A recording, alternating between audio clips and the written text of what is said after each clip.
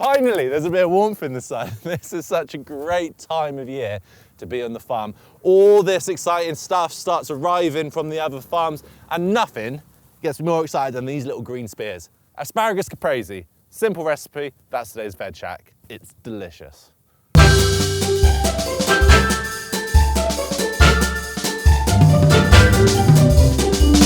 A lot of people will snap off the woody core at the end because you see there definitely is sort of a real woody, sticky bit at the bottom.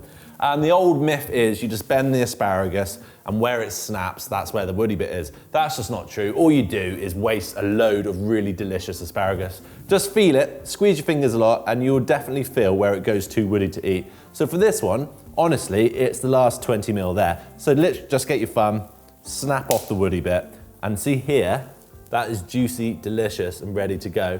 If I'd done it the old way, probably would have wasted about half of it. You can eat asparagus raw. I think it's actually delicious raw, but a little bit of char in it just really gives it that extra dimension of smoky flavor, which is gonna go really, really well with the rest of the ingredients. Now you need your griddle pan to be absolutely roasting hot. So don't let your impatience ruin dinner by a cold griddle pan. Make sure it's absolutely sizzling before you start cooking. Otherwise, just use a frying pan. Pointless. So the other ingredients is a caprese, so guess what? Tomatoes, mozzarella, and basil. Now it's really important when we're doing something like this, we're not really cooking it, you know? We're getting a char on the outside. We want the inside to retain its crunch and its moisture. So we need it hot, we need to the outside, and the middle still be lovely and lovely. Quick, hot pan, get it in, get the salad done. That's exactly what we want, just these lovely black char marks. And look at the vibrancy. The longer you cook it, you'll lose that beautiful, vibrant green. Oh mate, these are gonna be absolutely perfect. Whack them in, back in my bowl. I'm gonna get my tomatoes, I'm just gonna chuck them through too. Just want them to pop and blister a little bit, not gonna cook them for too long. Now what I'm gonna do, right, this is a good little tippy tip. I'm gonna make my dressing in the bowl, on top of the bowl. Why do you wanna do that? It's because when tomatoes sit and marinate after they've been cooked, they release this lovely, sweet tomatoey juice, which actually goes so well with the salad dressing that we're gonna do. So absolute classic. Olive oil, balsamic vinegar. The quantities never change for this dressing. It's 3 to 1 oil to vinegar. Now don't be shy, I like to coat it all up like that. So then get your vinegar in, and then what I like to do already is sort of mix it through so everything gets a coating.